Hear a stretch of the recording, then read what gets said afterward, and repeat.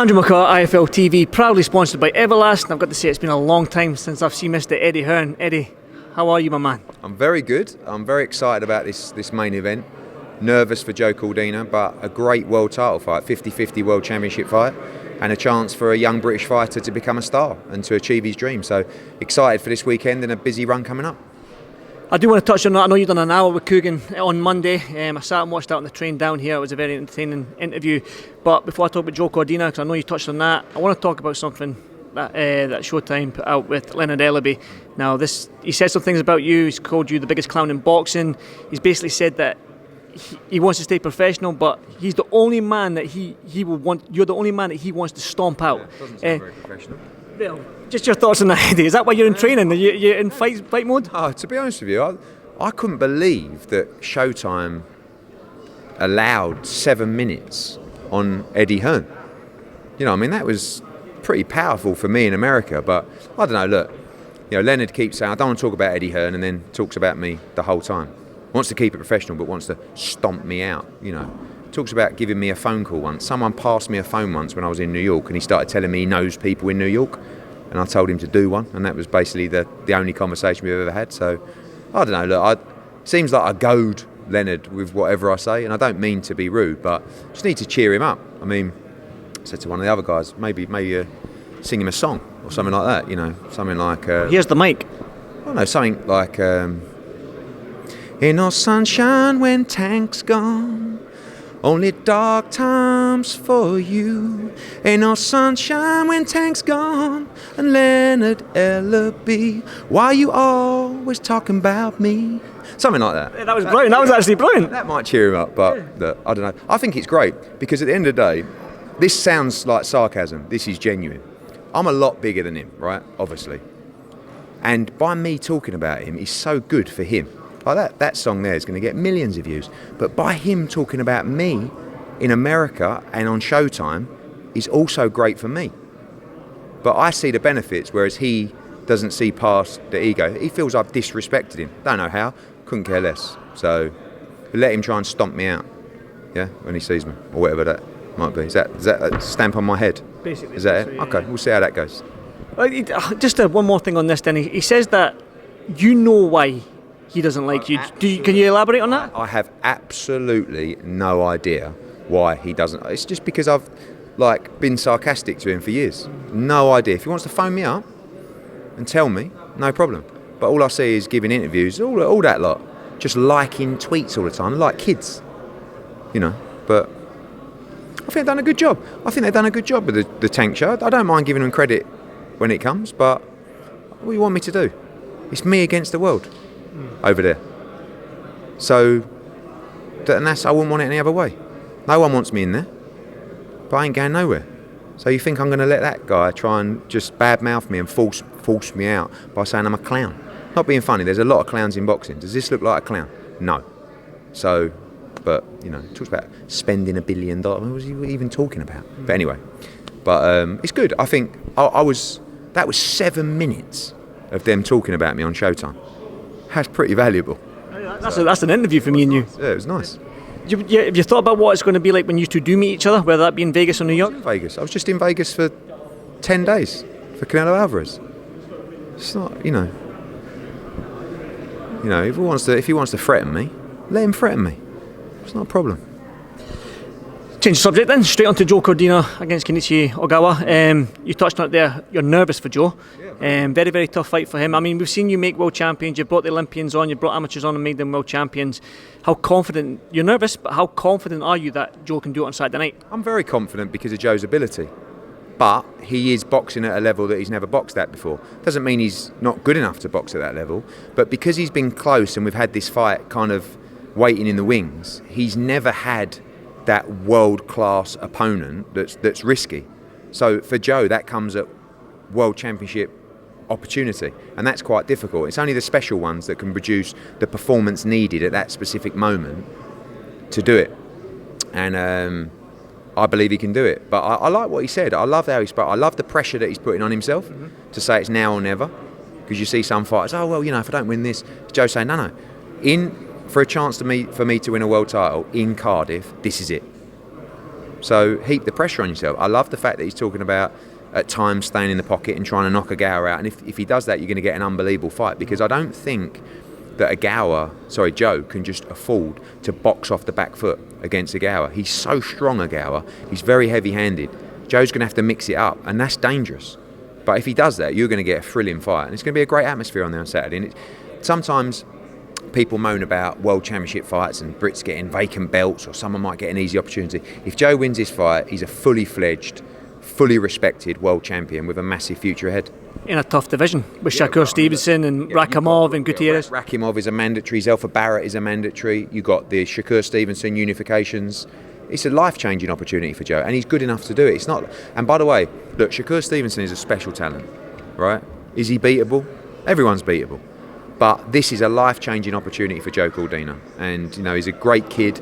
He's given everything to boxing over the years, and there'll be a lot of people rooting for him on Saturday. When someone's popular, because all the kids that he kind of grew up with on a GB, everyone's rooting for him. Even you've got Joe Calzaghe here today to support Joe. Like, he's a good man. Doesn't mean you win if you're a good man, but when you do, people respect you, and there'll be a lot of goodwill in the arena on Saturday. You mentioned Zelfa Barrett. I mean, from a neutral fan or just a casual fan looking in, they might know a little bit of boxing. They might look at the two super featherweights at the table, Zelfa Barrett, Joe Cordina. 2 + 2 = 4. Is that a fight if Joe wins on Saturday night you can make? You're always looking for domestic fights that can be for world championships, and Joe Cordina against Zelfa Barrett is a perfect fight. It was a toss-up between Joe and Zelfa getting this opportunity. I think they just felt that with Zelfa he could do with another fight like Korbanov before he challenges for the world title, and it will do him good. But Joe has kind of what he's achieved in the amateurs and how he's breezed through the pros. He sort of said, no, I just want it. Give it to me. But Barrett against Cordina, great fight. And Zelfa's got a tough fight on Saturday for the European title. Korbanov's no mug. He had a good fight with Joe Cordina, and he's now European champion. So that's a really good fight. The rest of the card is stacked with young talent. I mean, when you remembered everyone's name, which was quite impressive. Eddie, well done. But Sky Nicholson as well. She's out again. She's travelled the globe. I mean, what a great card for a young talent to come on. Yeah, I mean, Sky's been lucky because she wanted to be really active, and she's got her wish, really. This is her 4th fight in, I think, 91 days. Had great performances in San Diego, firstly, like going in with an undefeated fighter from San Diego. Beck Connolly, kind of a gatekeeper, but Sky weren't really over the moon with that choice of opponents because she wants to fight credible opponents. Good opponent at Madison Square Garden. This is a really tough fight against Bouvier. She's a former world champion. It's over 8 rounds. She's fit, she's strong, and this is a tough fight for Sky Nicholson. But if you want to say that you're ready for 10-round championship fights, which is where she wants to be in September, she has to win and look good against Bouvier. I think Eddie Lamb, the guys at iBox have done a great job with her, and she'll have a rest after this. But after this, if she gets through, she'll be ready for championship action in September. How good is Dalton Smith, Eddie? Dalton Smith is a world-class fighter. You see that because no one wants to fight him for the British. You had Akeem Ennis-Brown, injured but doesn't look like the keenest. You had the British champion, Sam Maxwell, who vacated the belt to fight for the IBO and got beat. Dalton's really good, and this is a good fight because when we talk about Joe Cordina, Dalton's ready to be in those big fights now, but if we can just keep giving him the experience, he's going to get better and better. So good fight for him at the weekend. Gamal Yafai's got a tough fight against Sean Carnes. I mean, Gamal Yafai lost to Jason Cunningham, and the wheels came off completely because he was almost on the verge of getting into a big fight. Lost that fight against a very good Jason Cunningham. He's been out for a long time. And now all of a sudden fights Sean Cairns from Liverpool, who, on paper might not look at the level of Gamal Yafai, but it's absolute must win because it's career-ending stuff for Gamal Yafai if he loses on Saturday. So looking forward to that. A lot of Welsh talent on the card. Callum French, exceptional talent as well. And, it's a good card, but it's obviously as well about a World Championship main event and a really good fight between Gower and Cordina. Let's go on to the big one that everyone's been waiting for, Joshua and Usyk. Now, I can't.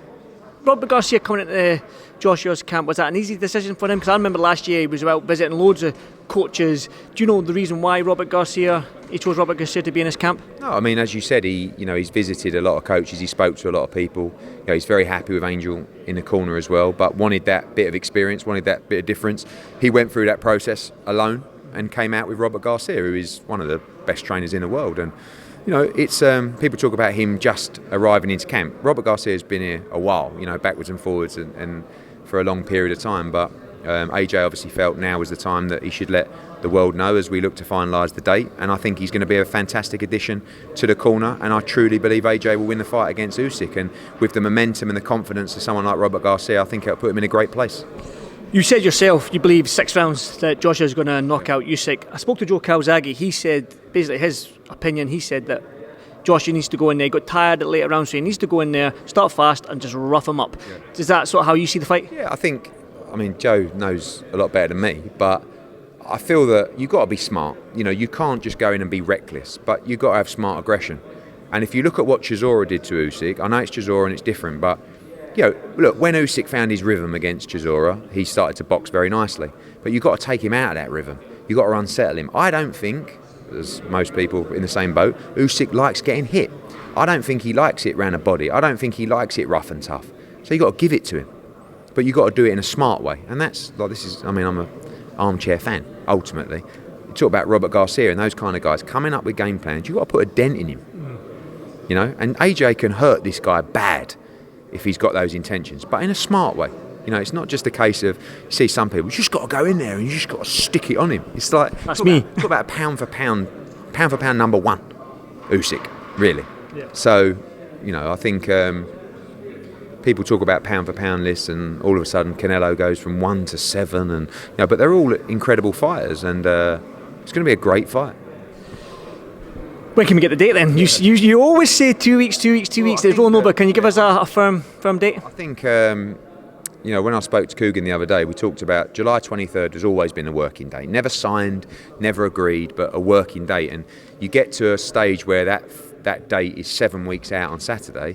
The guys are ready to fight. But you're talking about one of the biggest fights in the world. You're talking about media tours. You're talking about TV rights getting signed, sponsorships, and I think it would just make sense, and I think probably you know, the site feel that way as well, to give yourself 2 or 3 weeks of time to allow that to happen. It doesn't actually matter really to anyone whether it happens on July the 23rd or August the 13th.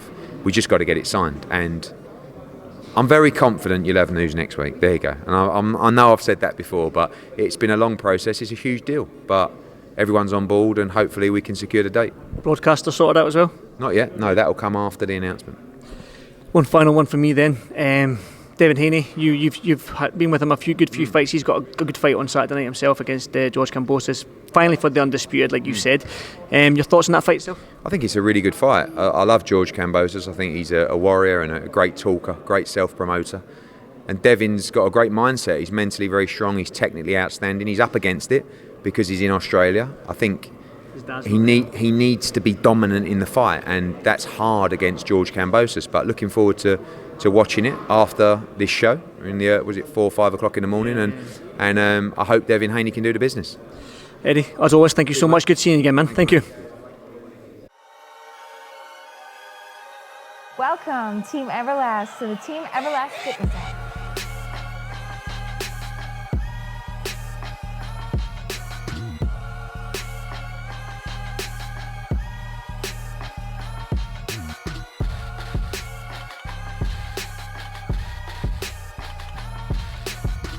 Download the Everlast Fitness app and find your greatness within.